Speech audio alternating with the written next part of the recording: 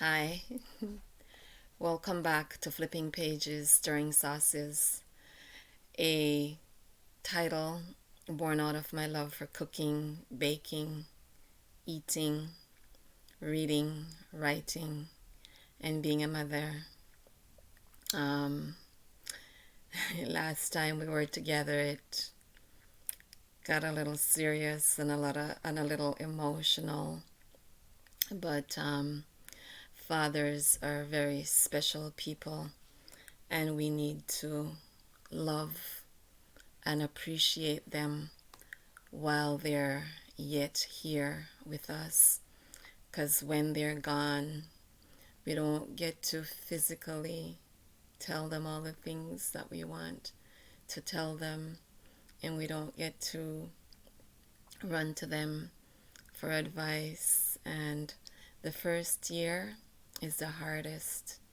You go when you pick up the phone to call them, and then you dial the number and you wonder why no one is answering, and then you remember, oh, they're no longer here. I don't know how many times I did that, but I'm not very electronically inclined, and I've typed up the recipe for my banana bread, and I've saved it in this device that I'm using, and I'm hoping to be able to transport it in to the segment, um, so that it will be available to those who would like to have it. And as I've said, I'm not a perfect human being, so I will make mistakes. I will mispronounce words. I will misread sentences, but I apologize for that. And it doesn't make a difference if I'm reading my own book. I still sometimes make those mistakes. And as I said before, the book that I will be featuring is one of my own, and the title is Mourning in Silence by Arlene, and it is based on a true experience that that I had, and I read the back in the last segment, so I will not read it here again. And I just want to say shout out to my godson, and I'm hoping that I will be able to be with you for your birthday. Um, if not in person, by some type of video chat. And I will get right into the reading of Mourning in Silence. Um, Before I do that, though, I want to read the acknowledgments and recognize some other people who are or were special to me at one point. And the acknowledgments: special thanks to the following individuals who have impacted my life in a positive way. The most wonderful man on the face of the earth, my husband Benjon, and our children Vincent and Albert. The Creator has truly blessed me with the three of you. Now, some of those things have changed since that was written. My beautiful goddaughter Melissa, who I refer to as M Cube, who inspired me to become a mother. My godson John Douglas, whose eyes are as beautiful as the Milky Way. You see, I have three godchildren. But the one I keep shouting out is the youngest and newest. Julia Green and Rudolph Green, for all of their sacrifices. It's my mother and father. G. Brown Frederick, who has taught me how to be self-sufficient. I am giving you everything that you need so that next time you can do it yourself. And that is a direct quote from her, because the first book I wrote is called The Mistakes We're Mine to Make, and she was the one that edited it and taught me a lot about writing, editing, and such. And she wanted me to be able to do it on my own the next time around. And I'm very grateful to her because I did do it on my own the next 2 times around. Renee Mina at Word for Word Editing for their services. Finally, Mr. Lawrence Chin, who imparted the importance of a high school education. And yes, education is very important, and we should try to get as much of it as we possibly can. However, I must caution you, history, his story is not our story. Our history has been changed and has been rewritten, and we've been fed a lot of lies in the classrooms about our history. We are a peculiar people. We are the Creator's chosen people.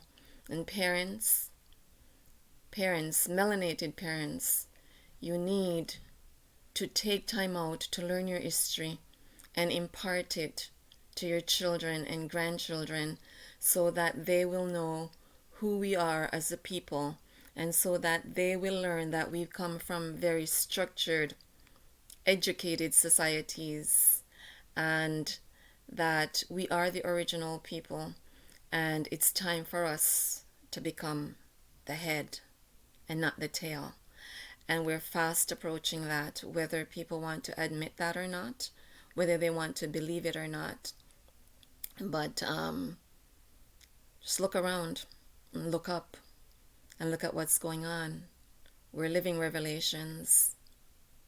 I will leave that there for now. And I will start with chapter 1 of Mourning in Silence.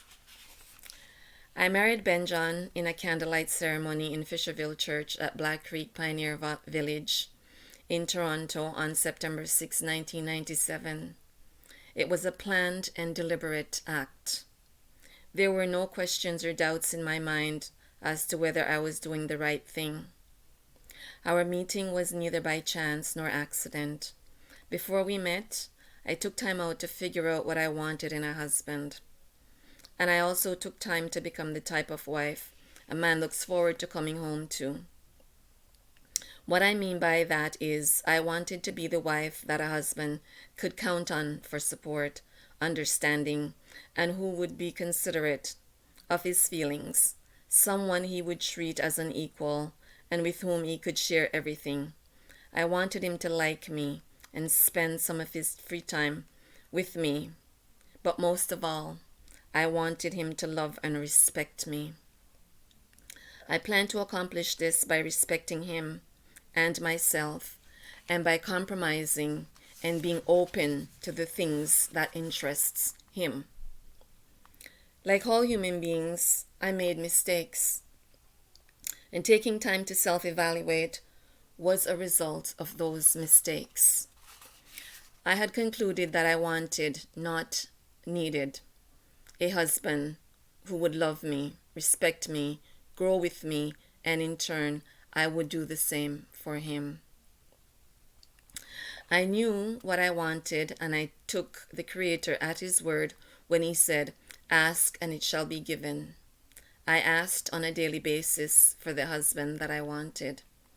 The Creator, being true to his word, gave me Ben John. After 10 months of courtship, I said to Ben John, I am ready to be married and start a family. I am ready. Yes, I am ready to be married and start a family. That's correct. If we're not engaged by the end of the day on my birthday, you need to go your way and let me go mine, because I've asked the Creator for a husband. And if you're not ready for marriage, I am not the woman for you, and you're not the man that I've asked for. Ben John looked into my eyes as if I were a crazy woman and said, When I'm ready to get married, I will do the asking, and I will not do it under pressure. In order to clear up any confusion that he may have had, I repeated my position. He kissed me, smiled at me, and went on with the business of living.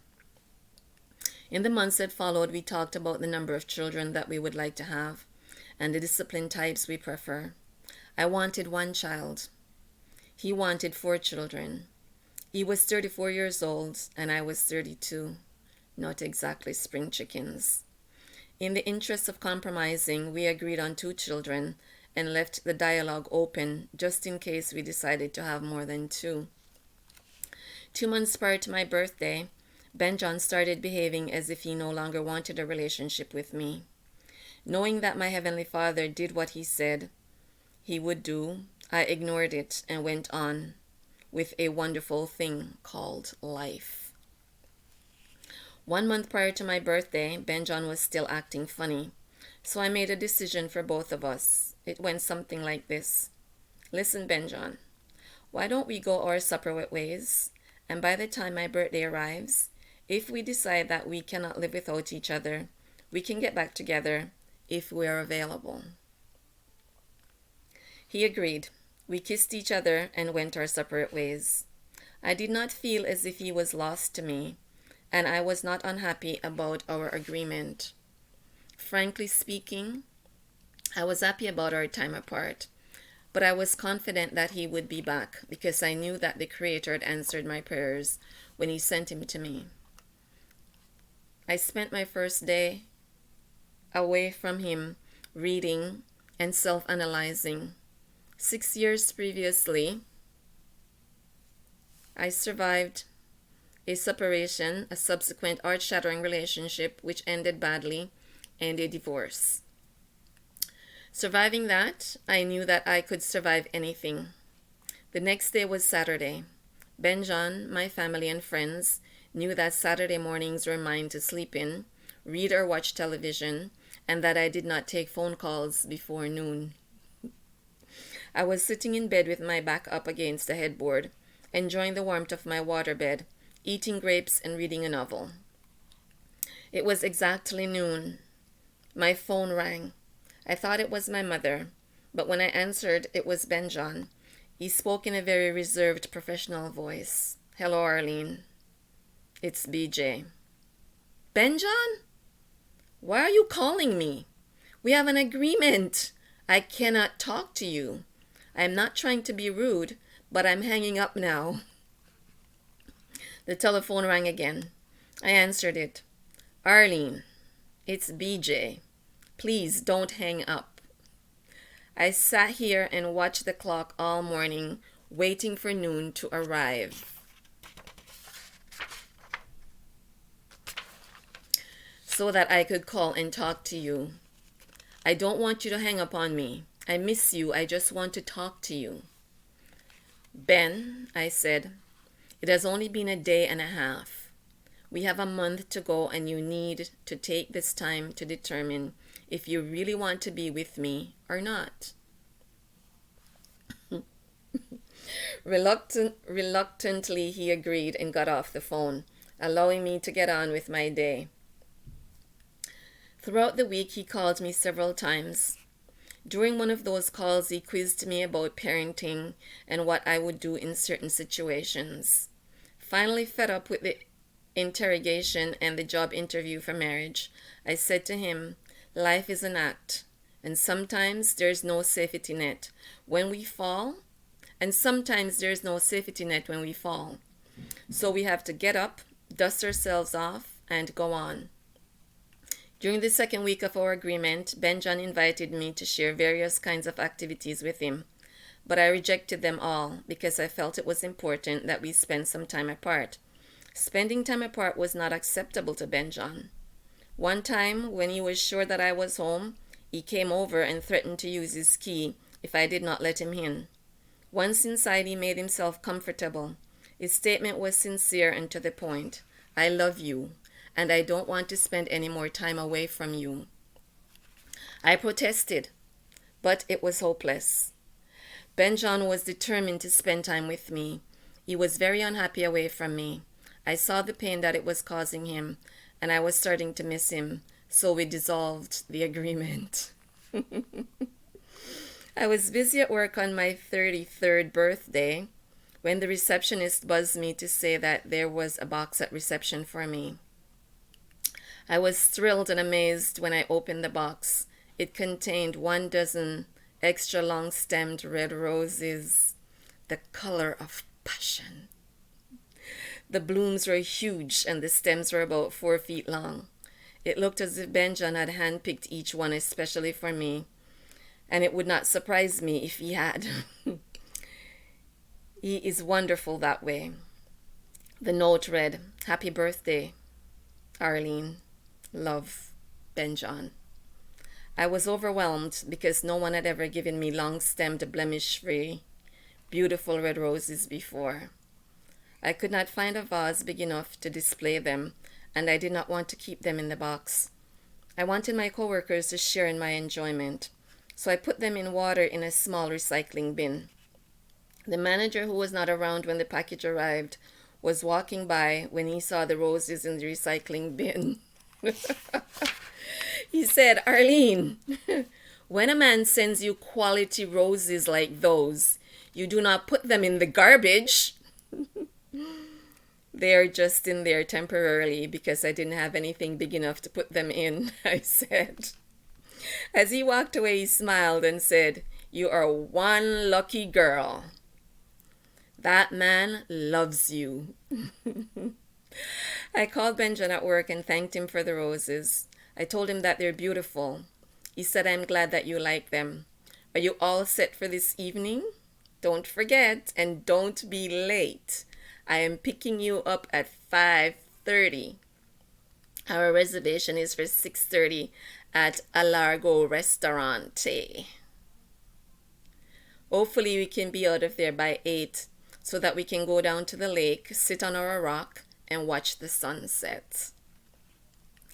Dinner at a Largo Restaurante is like a slow mating ritual, in that a 3-course meal can be drawn out over 3.5 hours.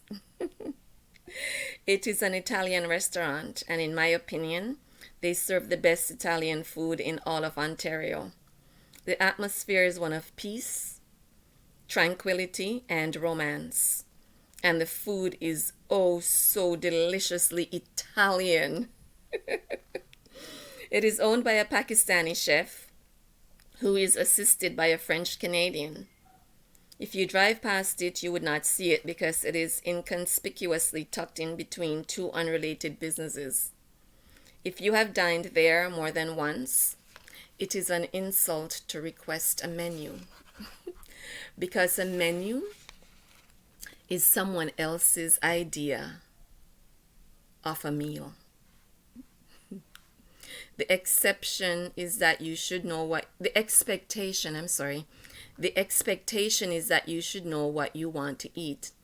It is a busy place, but that does not stop the chef from personally greeting each customer and memorizing at least one of each couple's names.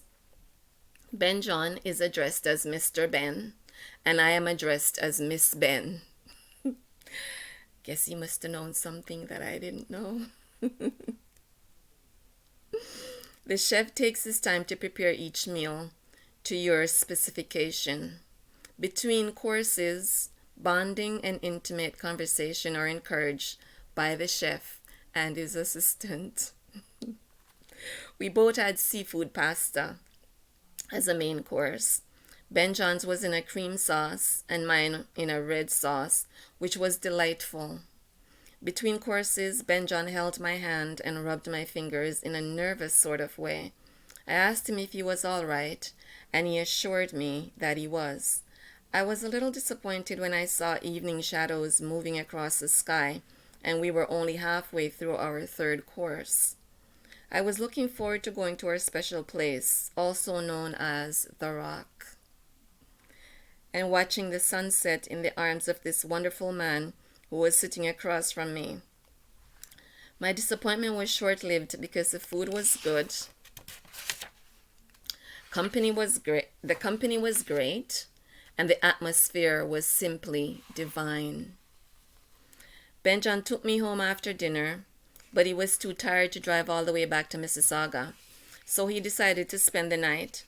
I showered and crawled under the covers, and by 11:45 p.m. I was falling asleep. Benjon, who has to lie down and unwind before falling asleep, was still awake.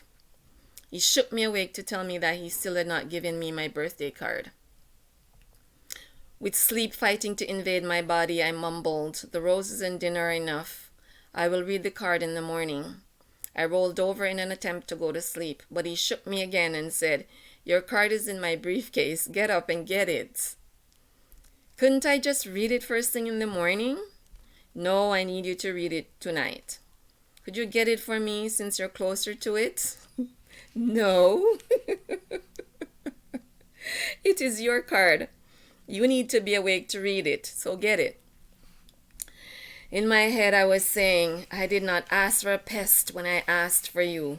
I guess that I should have stipulated no pests." Sleep had a strong hold on me, and being half asleep and trying to get out of a waterbed was not a good combination. I almost fell out of bed trying to get around Benjon. I dragged the entire briefcase into the bed because I could not open it.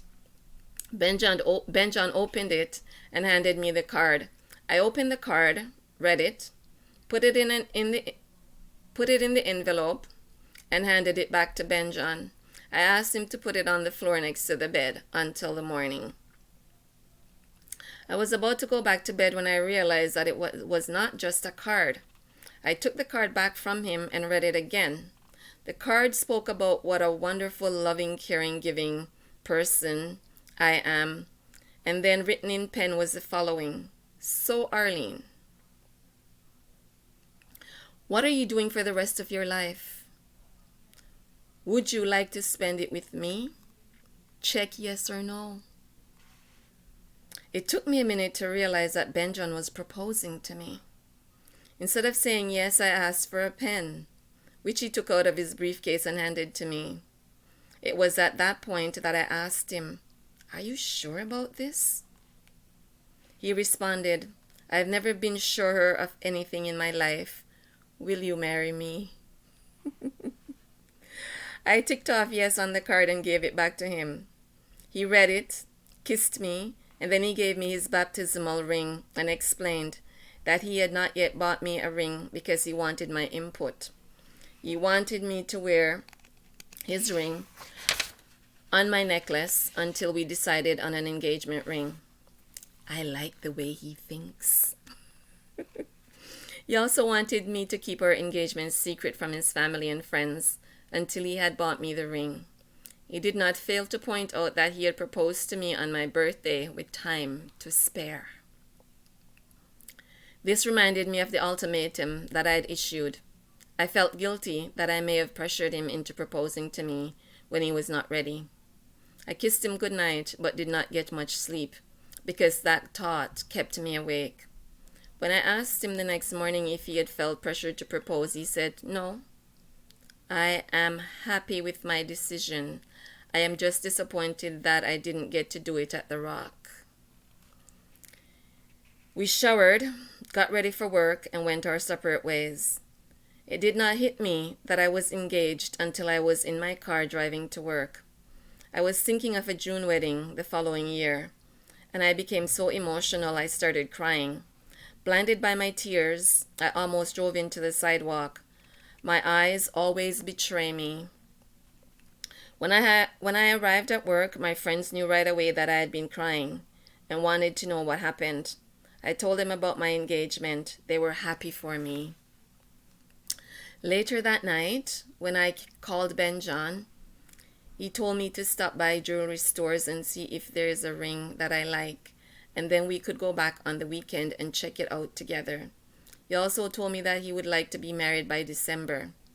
I thought that he meant December of the following year, so I said, "Good. I want to be a June bride.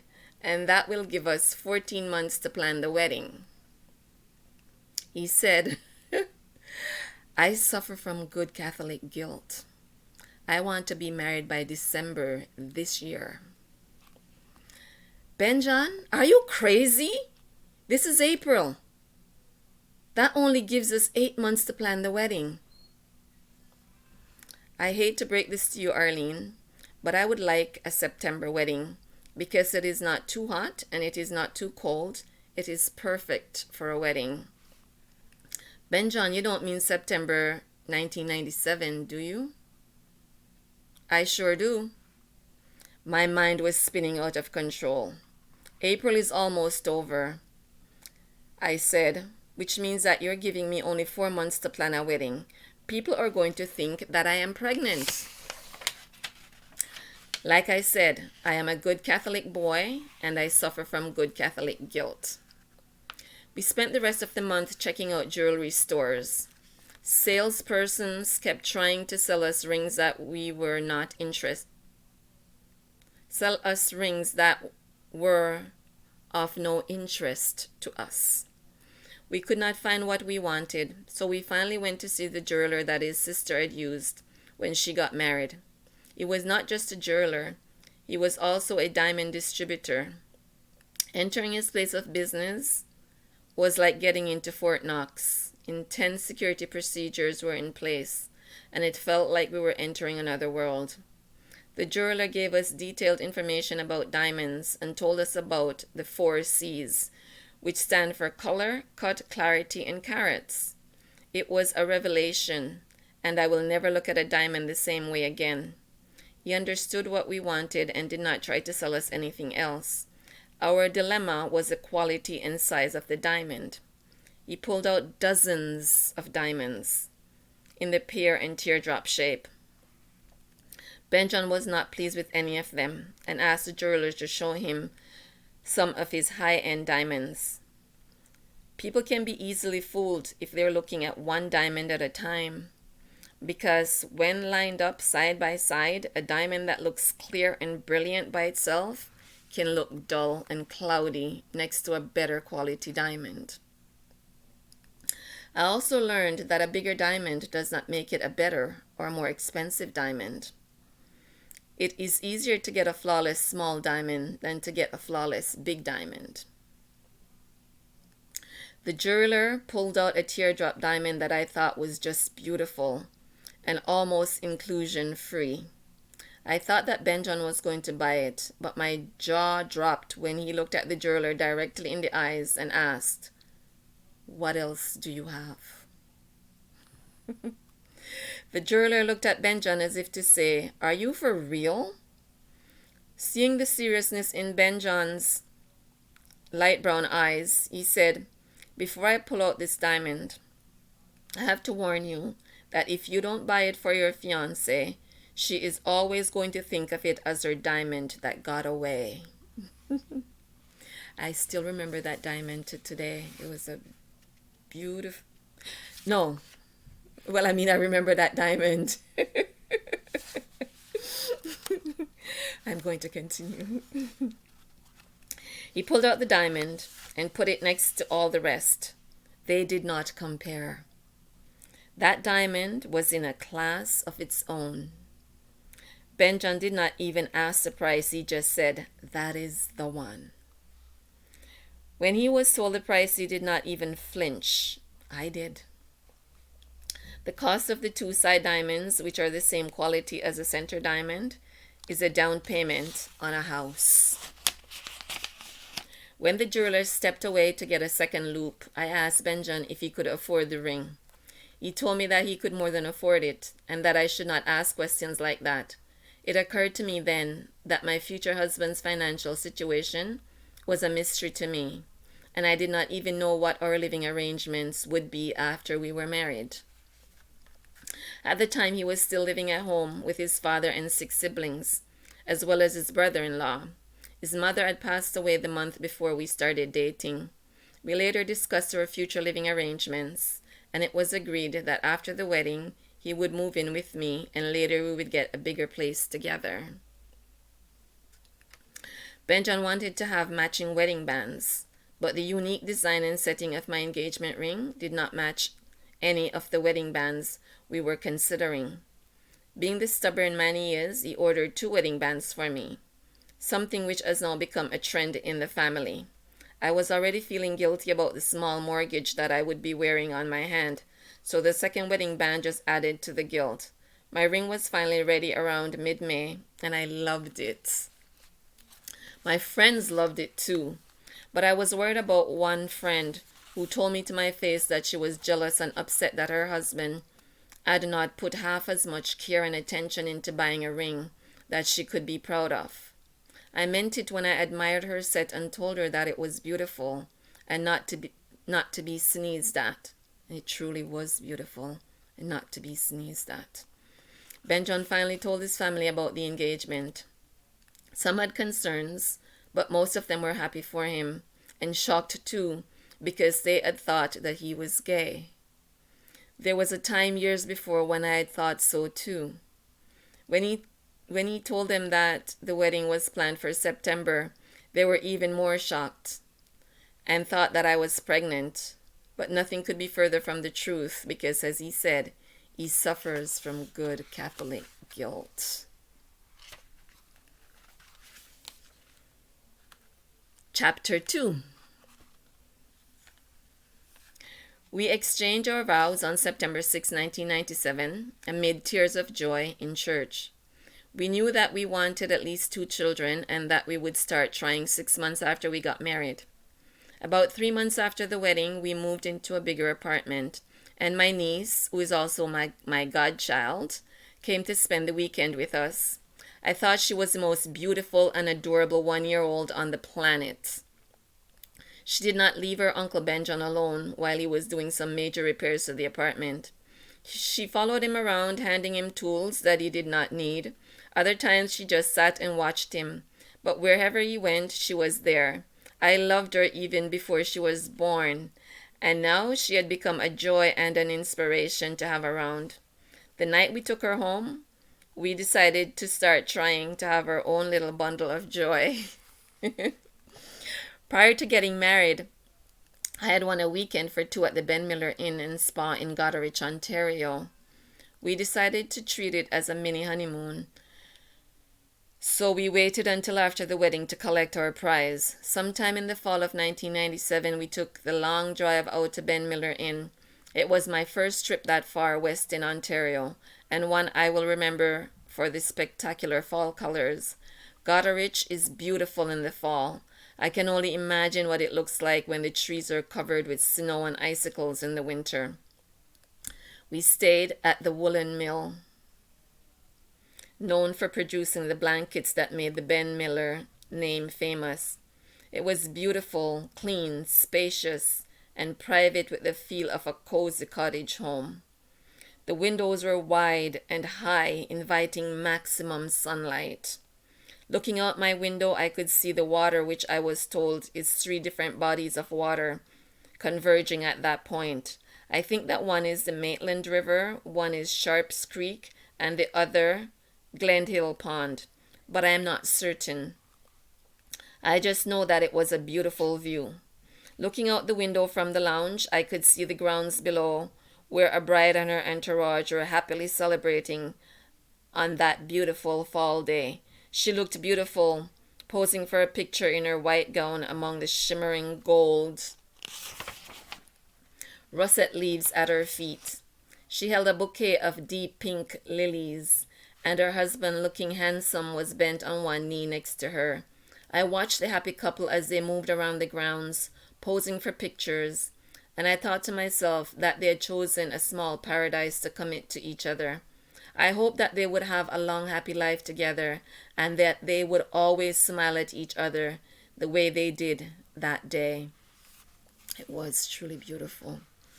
Once they were out of sight, my focus changed, and I noticed there was a lot of reading material in our suite. I started flipping pages, and soon our suite came alive in my imagination. I read the history of the Ben Miller Inn and the history of its founder. I learned about the Owendents, a native tribe that lived in the area known as Owen Dake. I also learned about Uthane Brule, a young French explorer who was the first white man to reach the area and who gave the Owendance tribe the French name Huron. I also learned about the modern day founders who had the vision to turn the inn into the beautiful getaway it is for lovers, couples, honeymooners, and families.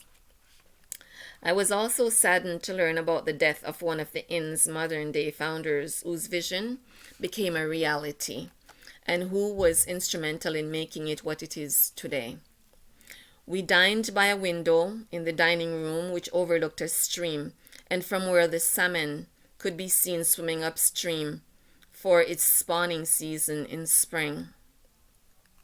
There is so much history there, one can get lost in the past and just stay there. The food was to die for. I had the most delicious raspberry sauce that I've ever had in my life. I wanted to take the cook home with me. Breakfast was in a world all of its own. The variety of pastries, muffins, fruits, breakfast meats, and rolls was endless. The staff was beyond hospitable and accommodating. Our every whim was satisfied. As part of our prize, we were treated to a complimentary massage. Talk about relaxation. I was so relaxed. I fell asleep during the massage. I felt special and pampered, and I thought for sure that I would conceive before leaving. The following day, we strolled the grounds, shopped in the souvenir boutique, chatted with the staff, and learned more about the Hurons. We then went to Lake Huron, walked along the shore holding hands, skipped rocks along the water, enjoyed each other, and greeted the other lovers who were celebrating their own joy. It was a wonderful experience.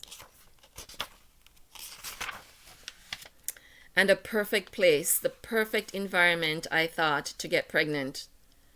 But it did not happen for us.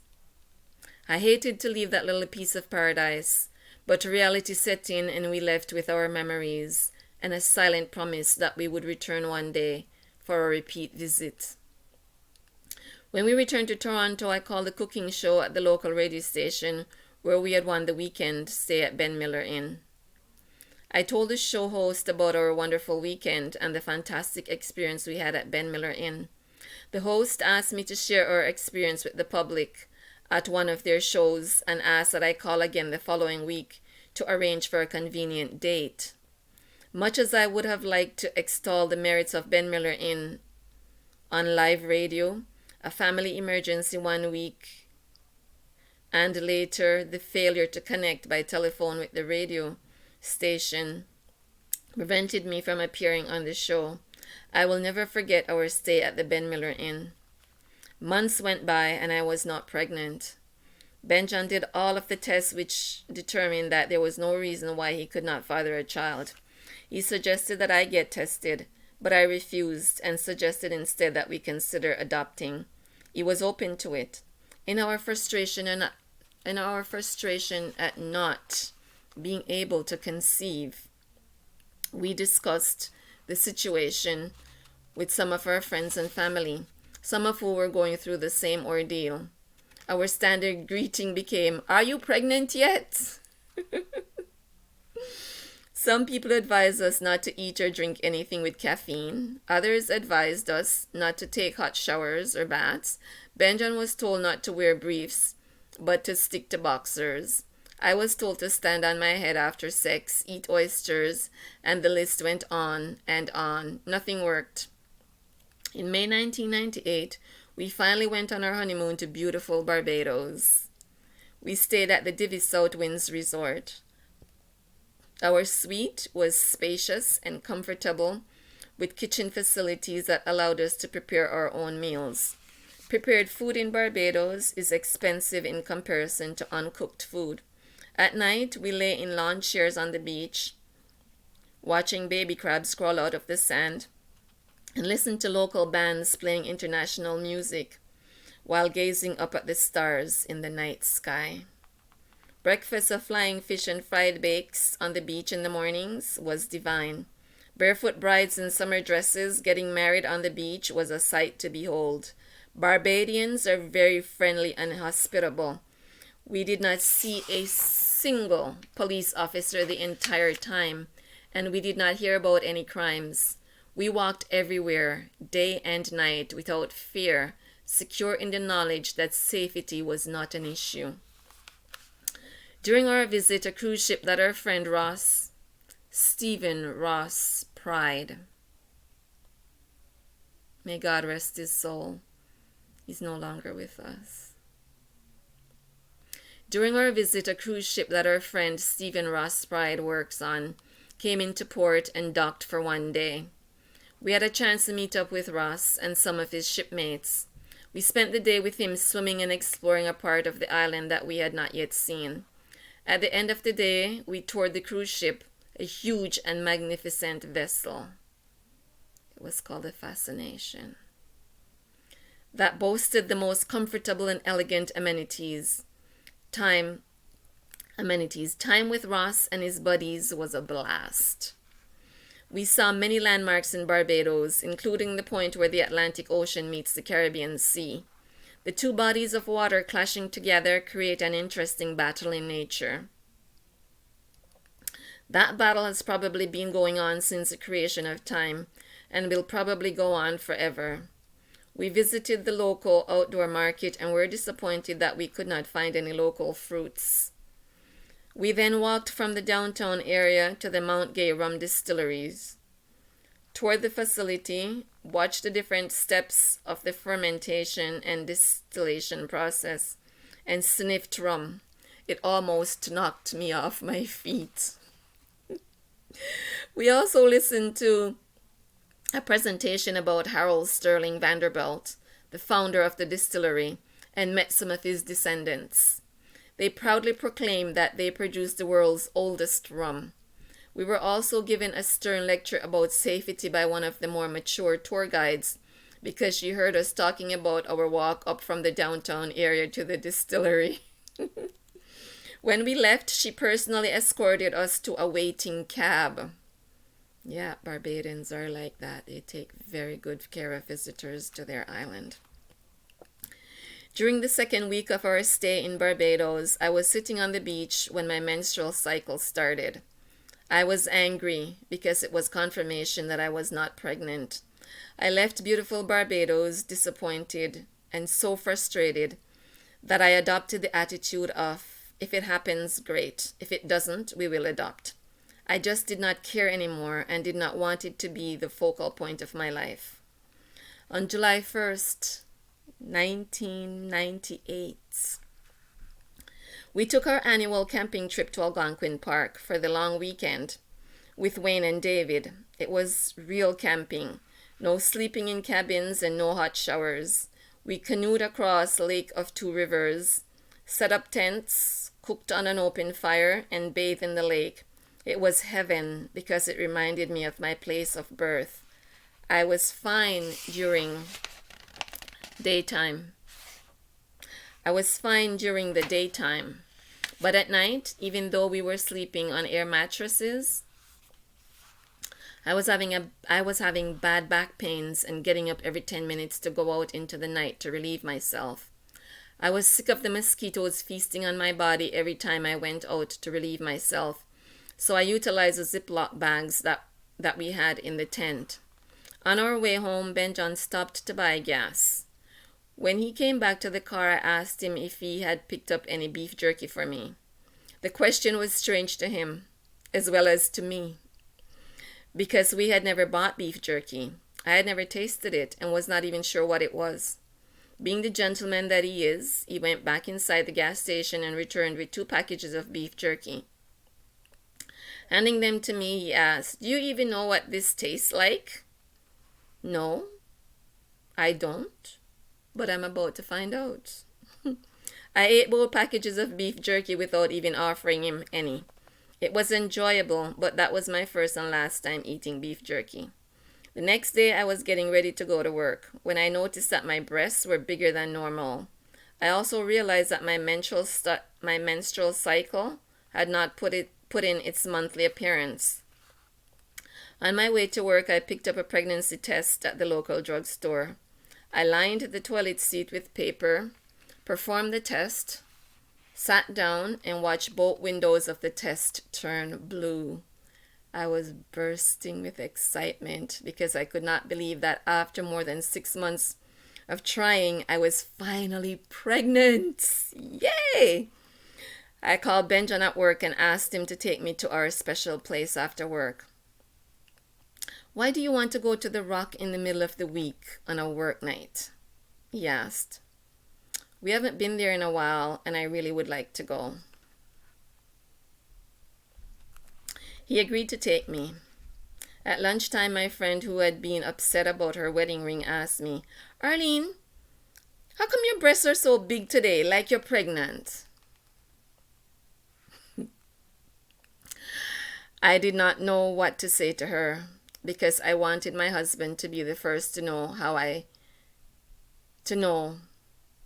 I smiled and shrugged my shoulders. Another friend suggested that the close-fitting top I was wearing made my bust look bigger. They agreed that was the reason. I did not say a word.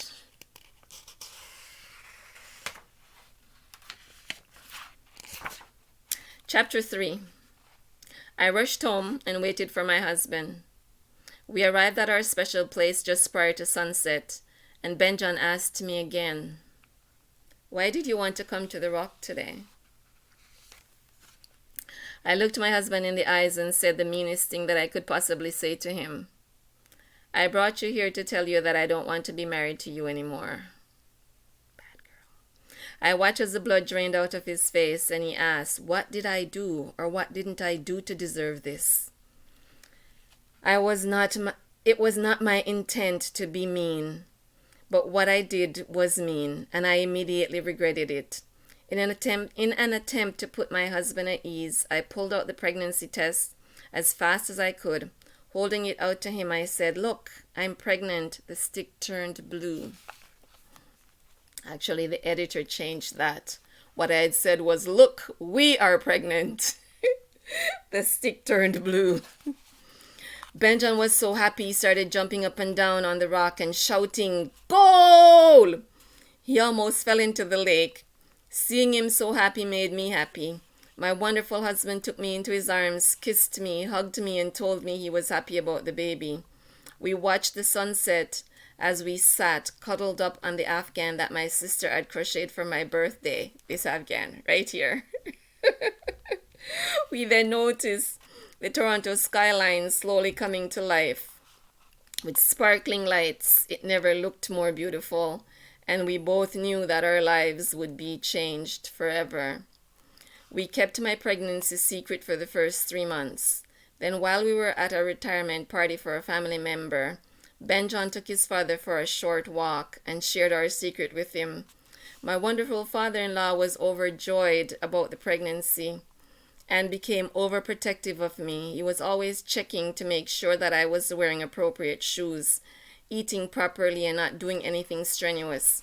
Joseph was a wonderful man, and talking to him came with great ease. During the time that we were trying to get pregnant, he was a source of strength and advice. I found his attitude and disposition to be relaxed and supportive. Benjamin, on the other hand, was a little uncomfortable because he did not know that intimate, easygoing side of his father. Joseph had many layers to him, and one could see the love and admiration that he had for his children and grandchildren just in the way that he touched them. I feel baruched to have been a part of that love and happy that our families were joined together in marriage. Shortly after announcing my pregnancy, I was fired from my job, partly because my supervisor was a bigot and did not appreciate my frankness, and also because I had gone above her head and told the manager about my pregnancy and not her. I sued the company, and a settlement was reached. Months later, I ran into my ex-supervisor at a function where we sat at the same table. She behaved as if we were best buddies and asked, "How is the baby?"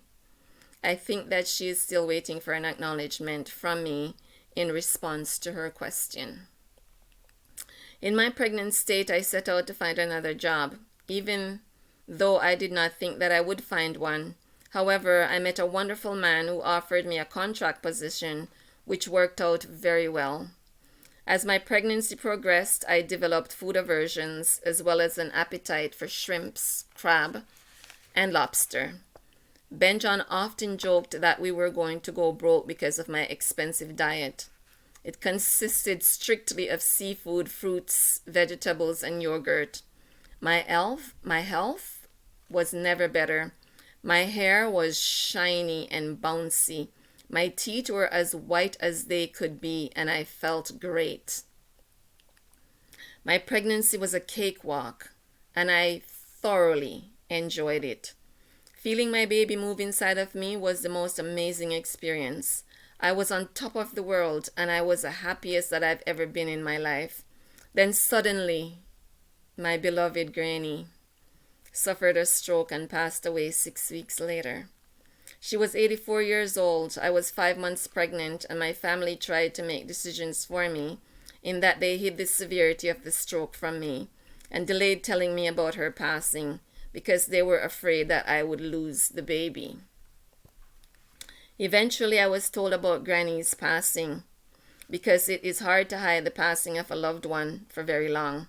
Benjamin and I traveled to my beloved Jamaica, where I gave a eulogy for my granny.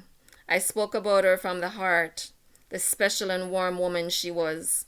At different moments, the congregation erupted in laughter at the humorous episodes I recounted. At the end, they all clapped. If you can say that a funeral is beautiful, my granny had a most beautiful funeral, and I was happy to be a part of it.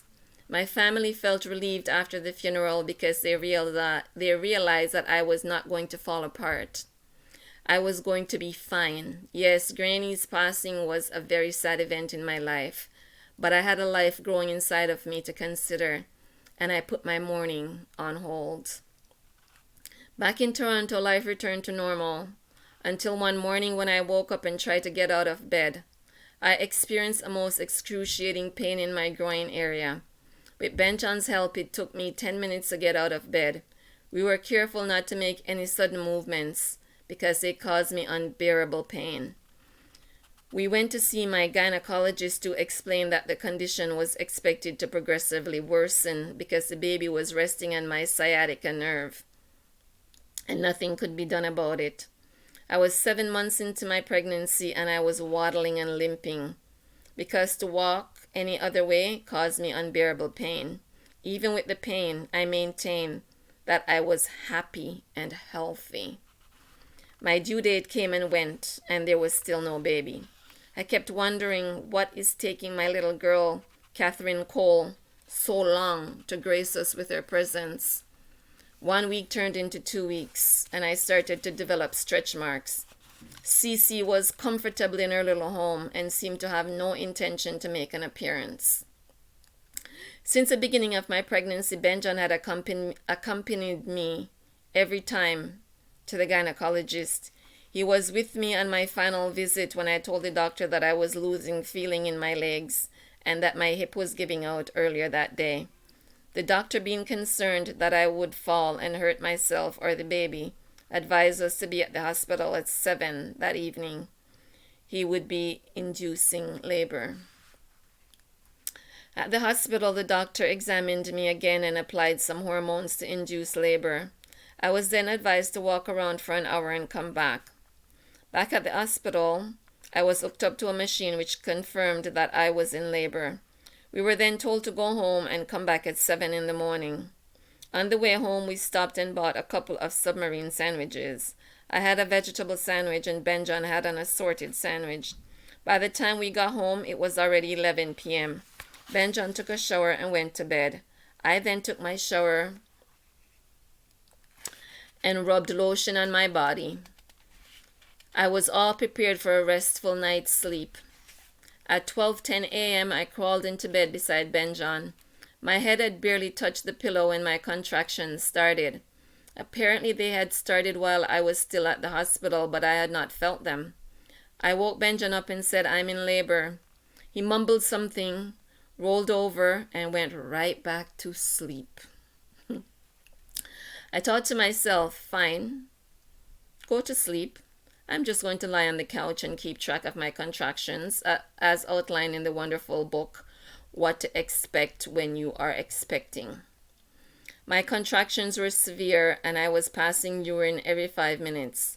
I was having trouble getting up to go to the washroom, and Benjon was fast asleep.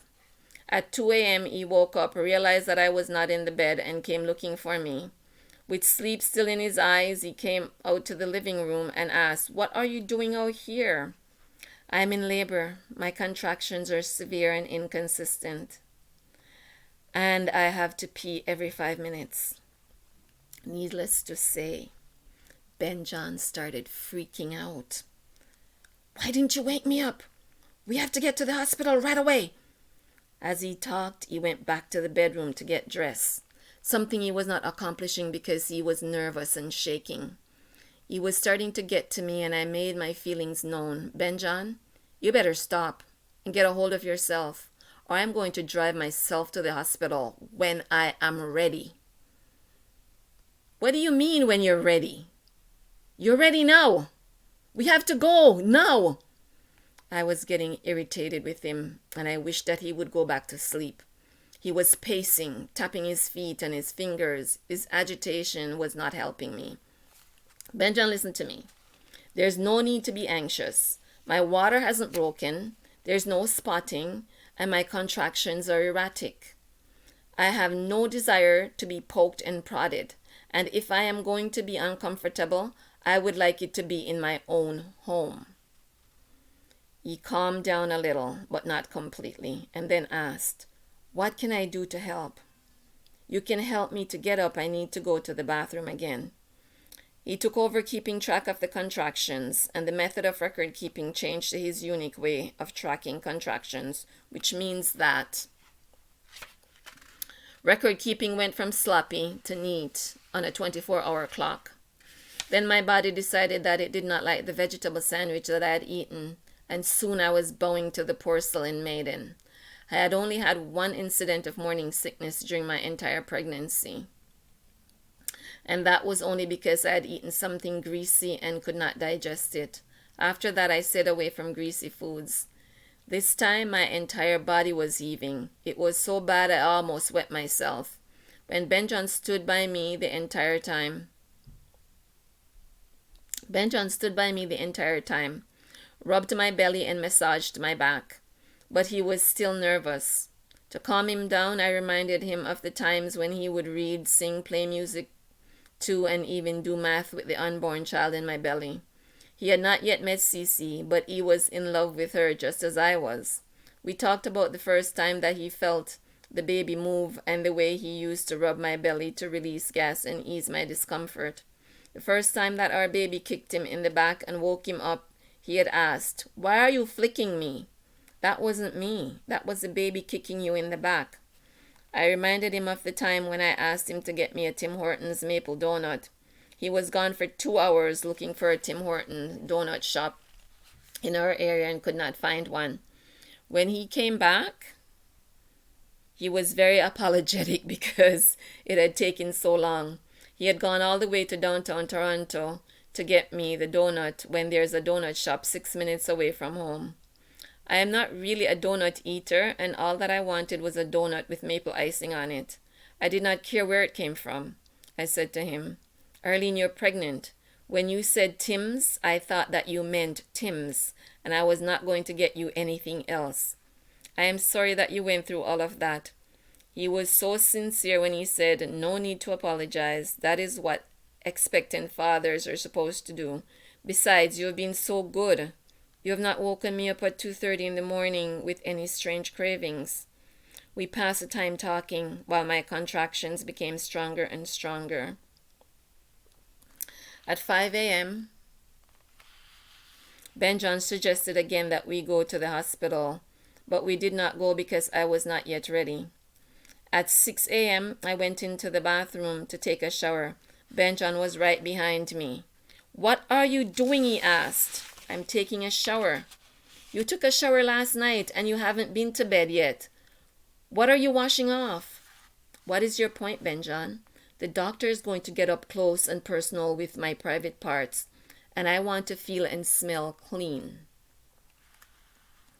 I went into the shower and thought about my mother who was away in Jamaica and not due back until the end of March. I wished that she were here, but she was not, and I accepted that fact. When I got out of the shower, I rubbed lotion all over my body and got dressed. I took a look around the apartment and decided that Benjamin had done a great job with all of the repairs and the painting. The place looked like $1,000,000, but I was still upset that he had spent most of the money we had received at our wedding to renovate a rental apartment where we knew we would live for only a short term. He was visibly relieved when I handed him my overnight bag and said, "Let's go." We arrived at the hospital at 7 a.m. I checked in and was examined. The nurse told me it would be hours before I delivered because I was only 3 centimeters dilated. They handed me a form to sign, giving the doctor authorization to do whatever is necessary to deliver the baby. I decided not to give anyone that kind of blanket authority over me. So I crossed out the authorization section and signed the form. I also added no cesarean, no episiotomy, no epidural, and no interns. When the doctor arrived at 7:30, he was furious with me, and he did not hide it. "Why did you even bother to sign the form?" he asked. And then he added, "Interns need to learn too, you know. I was once an intern." I made it clear that I had not checked my dignity at the door and did not want a bunch of strangers looking at me, poking and prodding me. If they want to, they can do it on someone who does not mind.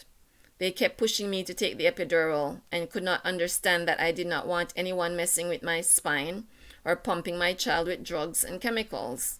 I view birth as a natural, slow process, so I refused to be treated as if I were on an assembly line, just to make things easier for the medical staff. All we need sometimes is a little patience. And while some women genuinely need to be medicated and need extra help giving birth, I am not one of them. I did agree to a shot of Demerol because the staff assured me it would take the edge off and would not affect the baby. It did not help. At 9 a.m., they examined me again and told me that I was fully dilated and it was almost time to start pushing. I was a little concerned because my water had not yet broken. I was in so much pain. I was wailing and did not care who heard. It did convince 2 other ladies who were refusing the epidural to take it. My wonderful husband was in the thick of things, coaxing me to relax and breathe. He was providing as much support as he could. When the doctor broke my water, Benjon got showered in amniotic fluid, but he handled it like a real trooper. My little girl was born at 9:15 a.m. on March 5, 1999, and the first things that I saw were her testicles. On seeing them, I thought to myself, I guess that I'm going to have to do this again. My little boy did not cry. He was a nice pink color, but there was no sound. I asked, "Is he all right? Does he have all 10 fingers and toes?"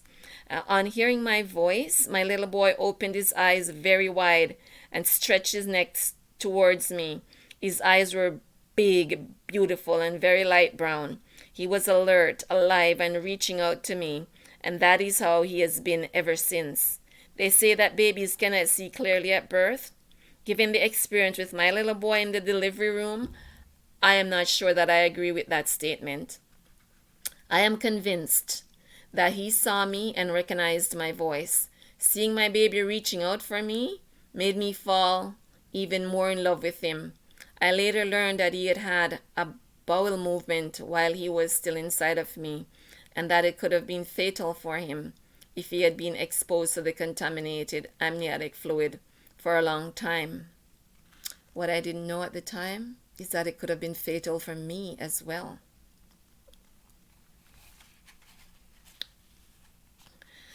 Thank the Creator, my baby was unaffected, and we were able to take him home 24 hours later during a blinding snowstorm. At first, Benjamin would sit close to him and just watch him, but he would not pick him up or play with him. However, he did help with the changing of the diapers. I finally asked Benjon, "Why won't you pick him up?" "I'm not sure how to hold him, and I'm afraid that something will break." Give me a break. Pick him up, support his head, and play with him. Read to him, sing to him, and do math with him, just like you did when he was in my stomach. Didn't you help with the raising of your siblings? No, I didn't. Auntie and Mom took care of all of that.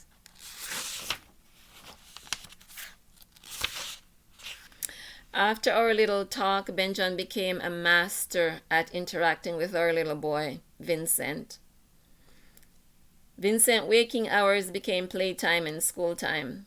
I returned to work 6 weeks after Vincent was born because the good man who had hired me on a 2-month contract while I was pregnant needed me.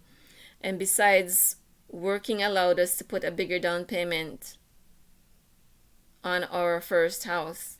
By the time we moved into our new house at the beginning of October, my mother had been back from Jamaica for months, so she and my older sister took care of Vincent while I was working. When not working, I spent endless hours laying on my back beside Vincent, playing with him and teaching him how to say mama. But his first word was dada. I was so hurt I called him a traitor and walked out of the room. By the time he was 5 months old, he was crawling backwards, sitting up and rolling from one end of the living room to the other. We were not surprised at age 1 when he said to us, "That's not nice." He was mimicking us telling him that is not nice when he misbehaved. He seemed as if he was in a hurry to get on with life, or maybe he just wanted to keep up with us. By the time he was 13 months old, he was walking independently and forming full and clear sentences. I sometimes still feel guilty about going back to work so soon after he was born. On the last Friday in August 2000, I called my husband at work and told him that if we were going to have another child, we needed to get started on it. He agreed and suggested that we get started that night. That is exactly what we did, and we did not try again after that night. One day, 2 weeks later, I came downstairs to the living room where Benjamin and Vincent were playing on the carpet with their toys. I was surprised when Vincent looked up at me and said, "Mommy, there's a baby in your tummy." I was stunned by his statement because we never discuss babies with him or even where they live before they are born. Realizing that my menstrual cycle had not yet made an appearance, I went upstairs and did a home pregnancy test. Vincent was right. I was pregnant and elated about it. And then suddenly a feeling of dread came over me. I knew that something was going to go wrong. Getting pregnant was too easy this time. I went back downstairs. They both looked at me as if I were the most important person in the world. I delivered the news. We hugged and kissed, but the feeling of dread did not leave me. I will leave it there for today, and we will pick up at chapter 4 when we next meet. At this time, I would like to say thank you to all of my subscribers and the people who have liked and shared. And if you've enjoyed your time with me, or even if you haven't enjoyed your time with me, I humbly ask you to like, share, subscribe, and comment.